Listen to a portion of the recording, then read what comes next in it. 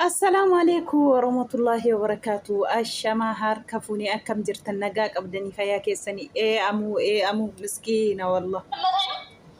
لما غيره يدالج والله ما بدي أنا واسمي اللي بطلت. أنا ما نقول بيجي أرسل على الرقفي أقرون سبعة بري أقبل إيش هذا لك أنا بس ما نداسش سما من سنة إيش السلة ما قبلت لا ما تشينون لا تصير عشان إحنا زور بالبنات كأنه كم زور بالبنات بس نسوي القفل عشان يقول شو اشتغل عشاني بس هيقول لي زور بالبنات شو ذا كبر النزاع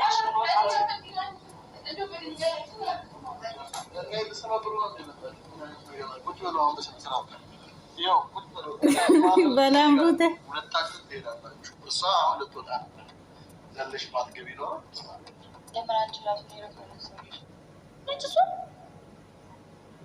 እንደኔ ሴት ነች እንደማውቀው ቁጭ ብላ ነው የምትሸናው ነው ወይስ እንደኔ እሷ ወንድ ነች? ምን ሊለኝ ፈልጎ ነው? ይሄን ነገር እሱን መጠየቅ ፈልጋለሁ። ምንም ክርክር አልፈልግም። ገባለሁ፣ አናግራቸዋለሁ ያለውን ነገር አይዋሸኝ። እኔ የዋነትና ሞኝነት ለይታችሁ ወቁ። ገባችሁ? የዋ ለከዚህ ቤት የወጣሁት ሞኝነትና የዋነት ለይታ ወቃ። ገባ አይደል? ይቅርታ ብዬ ነው አይደል? እና አንከባለ ነው ከዚህ ቤት ያስወጣል። አንከባለ ነው የወጣሁት። እንዴ ስለና ግን አዩ ዛሬ ደሬና እንዴ ነው ወደ እንኳን በሰላም አላናት እሱን ግን አስቀም እኔም ደግሞ እዚህ ቤት አንቺ ከኖርሽ ሊሞች እኔም إيه بلام بوته والله فتنا كنا هندا ربين سراء ولا قبو فن أنوك والله أي مسكينة والله توكو خليسة qodaa guurrattee mana gadhiiseen bahee jettee qodaa guurrattee dhuftee taraa ishee barreetti qosoqqoste isheen illee barri irraa banee maaliif uftee wa jedhu mana gadhiiseen dhufee jette. Uguma kee jettamoo jenna wallahi mana gadhiiseen dhufe wallahi dhugaan siin jedhaa jette. Qodaa kee bara achuma kaayiti firaasha bichaa ol gashadhu. Har'aaf buliitii boruu akka ta'e goonaa jedhe gara laafisuma deem namaan jedhama ree galgalaa natti fakkaata. Siree kifilii tokko naa kenniiti. Walumaan jiraanna si hanka bakka ba'ee jette isheen kunillee jechuudha. Har'a kaata jechiin akkuma hayyuun hojjetti jechuudha isheen illee. Silxaana gashaa leenjii gashaa jirti jechuudha hayyuun hundaayyuu. Kifilii tokko naa kenni jette isheen illee jechuudha. Akkuma argitani wallahi jennaani ani maal isaa boodoo jennaani wajjiniin jiraannaa jette isheen kunillee. Innaan ani wajjiniin dubartii wajjiniin jiraachuun barbaadu. Ani ufuma koo jiraachuun barbaada malee dubartii wajjiniin jiraachuu hin barbaadu. Garuu farraan bulii boru boota akka ta'etti goonaa jedhee dhiisee jechuudha. Amma gabii diitti gadhiisamte argite natti fakkaata.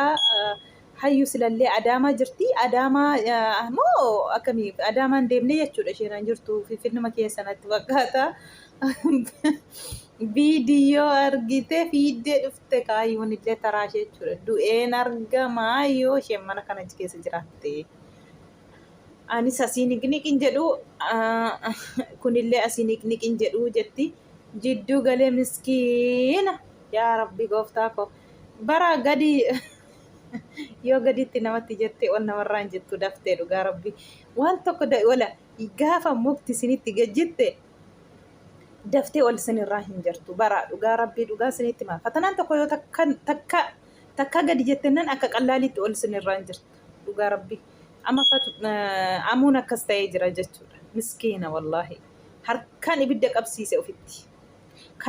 Kunillee wajjiniin viidiyoo waraabdi yeroo duraafuu waliin turaniiru. Amma hayyuun anis dubartii isheenis dubartii teessee fincooti akkuma koo anaan sirna siraataan iyyuu manaan akka baallalee na baase ishee immoo sirna siraataan ol gashee jettee jirti. Egaa akkuma argitanii xoorinnatiin itti fufee jira. Eenyutu ashanafa laata yaa rabbi. Ani arguuf ariifadhe yaa bada hiyyeessa. Ay miskiina wallah. Ani amma diraamaa kana arguuf yaadee jira. Eenyutu irra dhaanee mana sana uunfata. Eenyutu anuutiin uunfatan marra aanee. Ishee kana moo ishee kana dhugaa rabbi. Abbuu marra dhaanu yaa gooftaa kun agarsiisati. Abbaa ashannafu jechuudha. Amma asiin bahu jettee jirti jechuudha. Amma sadeetti baadiyyiittee dhuutee dhugaa rabbii wallaahi laazima harkaan ibidda qabachuudha kuni.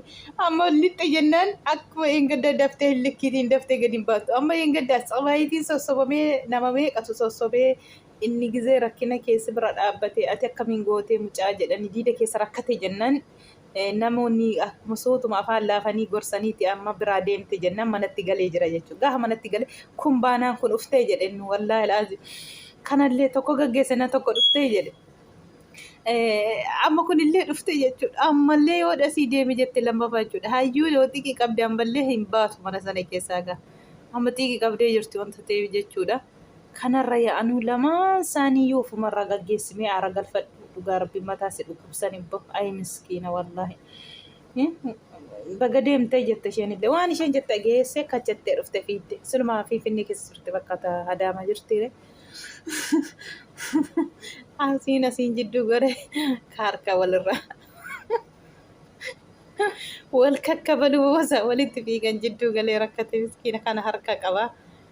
Hayyuutiin harka qaba ishee kana osoo hin ta'in miskiina wallah homaa miti isheen kun lusuusee wayiiti waan jettu hayyuutu yoo dhingata deemalee dhootiin tala nama miira aarii keessa deemalee yoo dhoote harka qabee dhaabata anuun akka argitan kana gaa. Yaa rabbi yaa gooftaa koo eenyuma isheen ashannaftee amuutiin of jala oolchitu yaa gooftaa guddaa. Moo lamaan keessan ofumarraa gaggeessa laata? Dubbiin cimeerama. Diraamaan akkuma itti fufeetti jira akkuma argitan kana. Wallaahi nama bafashiisu kolfee wallaahi hayyuun akka isheen godhatte subhaanallah. Inuma ilaammatti kana ofirraa cirtee ibiddatti qabsiisuuf kaatee jechuudha. Isheen kun baqattee duuba isaa dhaabatti maal gadi fidde jetti.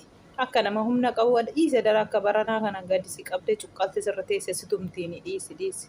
Hin dubbatiin itti. Yoo fayyaa barbaadde hin dubbatiin wayin ilkaan keessarraa lafa naqxee gudiisi gochuu jirtiiti. Obsisuuta jedhe amalumaan jala galii yaa intala koo dhiisi lakki.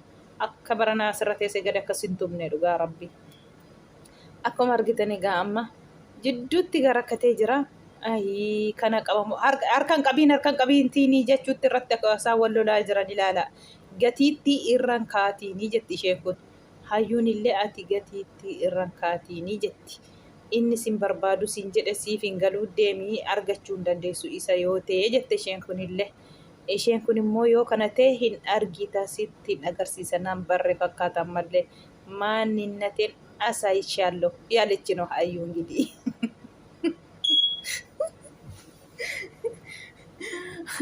Amma akkuma ta'etti iyyuu hayyuumatu shannafaa jechuudha. Hayyuumatu shannafaa. Maaliif mucayyoon hin dandeessu wanta ta'eef hayyuumatu ra'anii amuutiin of jala oolshaa wanta ta'eef kun akkuma gadi baatee kunillee fiiddee dhufuun xuruu miti. Hafuurumayyuu hin baafanne mucaanii awuuzu billaa cinqiitti gashan xiqqooma tokko hafuura otoo hin baafatiin kun qodaa sassaabbattee dhufte akkuma ishee jechuudha. Maal jechuudha? Diraamaa kuni kana gaggeessee aara galfadha waan jedhu asirraa kun dhufte ibidda qabsiiste kunillee taraashee yoon ani manaa bahee jechuudha. Lamaan isaanii yoo dandeessa ofirraa baasee oddidan immoo walitti dhiisiiti manaa baheetiin. Garuu mana kee keessatti waa taanaan itti gaafatamta akka jarri lamaa waliin ajjeesne. Dhugaa rabbiin hin ulfaata dhugaa dubbachuu fi maaliifi wallaahi saqaayamaa ture hin dubbanne malee durallee jechuudha. Dubartii wajjiniin akkamiin mana keessa taa'aa jechuutti jechuudha. Ammallee egaa akkuma argitan kana hayyuun illee xiiqii qabdee dhuftee kun dhufte jennaan kunillee dhufte jennaan kunillee dhufte jechuudha. Egaa garam dubbiin illee garuma citeetti haa citu wayiin immoo garuma booreetti haa booree calaluunsaa wanta nafne walumaan ilaalla. Booda viidiyoo qaxxaayiin hin dhibu jechuudha. Boru walumaan ilaalla mee waan isaan fidan dhugaa. Kunillee qodaa guurtee fiddee dhufteetti yoo. Ajaa'iba yaa rabbi koo wallaahi laazim nama dhiba. Nama dhibas. Nama dinqas maal godhu garuu.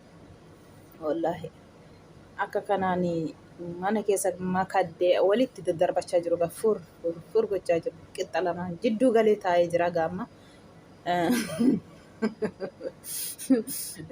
Mee waltumuu dhuftanii moo isin makaddee walitti darbachuuf dhuftanii mee ta'a lamaan keessanuu jedhee jidduu galeera. Jidduma sagalanii jiranii harka qabannaa irratti wal lolu. Hankootii hankee miti hankootii hankee miti qositti agarsiisa. Inni kaayyuu qabdi jette. Intalli nama nikaa qabu yoo ta'e maal fuuturee ani bira bada hiyyeessa wallaahi kun hin ta'u.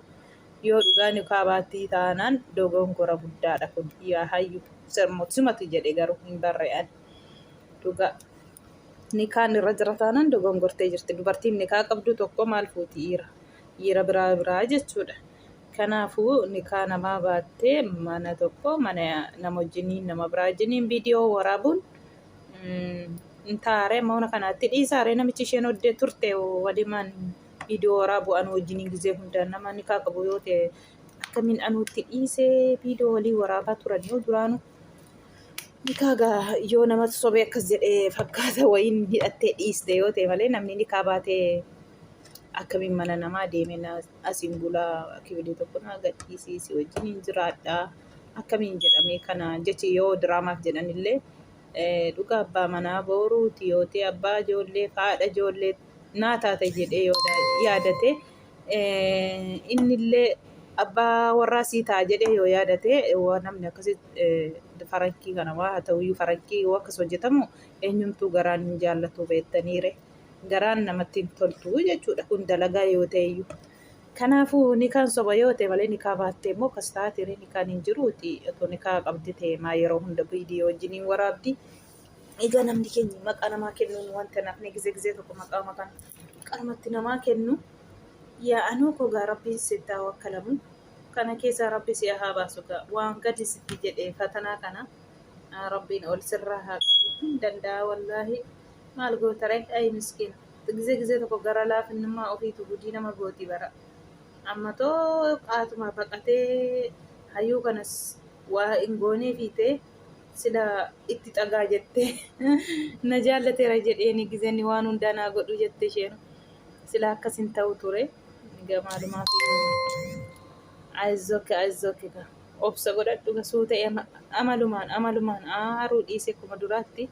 Suutumaan ofirraa gaggeessi kamaal goonare suutuma mala buluu jedhan mala buluu malee maal godhamare mala buluu jedhan. Kanaafuu wanti hundinuu obsa barbaachisa. Obsiima ofirraa gaggeessi kamaal gootare obsa siyaa haa kennu rabbiin danda'amu ulfaata wanti hundinuu wallaahi ajaa'iba wallaahi baay'ee tokko nama dhibabbo. Yoo kun cabee kanaan jedhanii akkasuma taatee anu koo yoo tokko sirraa deeme kun taraa mataraatiin miskiina walla amma lama ta'anii azarraa fakkaakii qaallitti jechaa jiru. Meegaa abbaa ra'aanu ilaalla. Abbuma ra'aanu kana argina wayiin hayyuumatu irra dhaanti ni beeka hayyuumatu mo'ata lamaan jiraa hayyuumatu mo'ata jechuudha. Maal gonaga rabbiin obsa sinii haa kennu.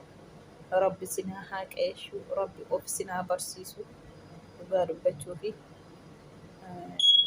yaa rabbi wallaahi atiinuu dhiisii hundaayyuu yaa Allah wallaahi baay'ee tokko ulfaata dhugaa dubbachuu gizee tokko gizee akkas ta'anii ilaalanii baay'ee tokko nama ajaa'ibasi namas ulfaatas waa jechuufi jechuudha. Maaliif dubartii taanii dubartiitti yoo farannus immoo nu dhibee dhiisuufis nama dhibaa dubbachuufis nama dhibaa jechuudha. Zabana galaa bixoo ta'e hundisaa maal goonare dhugaa rabbiin ittuma dhiisnee obsuma akkasumaan obsinee rabbumaa du'aayii kadhachuudha malee inni ulfaata wanti hundinuu wallaahi.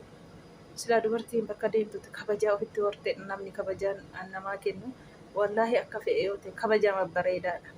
Yoo abbaan kabajana ofitti hori'an namni illee kabaja namaa godhu jechuudha. Rabbiin sina haqeessu. Rabbiin kana keessaa si haa baasu. Ammoo viidiyoon kun kana fakkaatan na dhaggeeffataniin nagaan tura.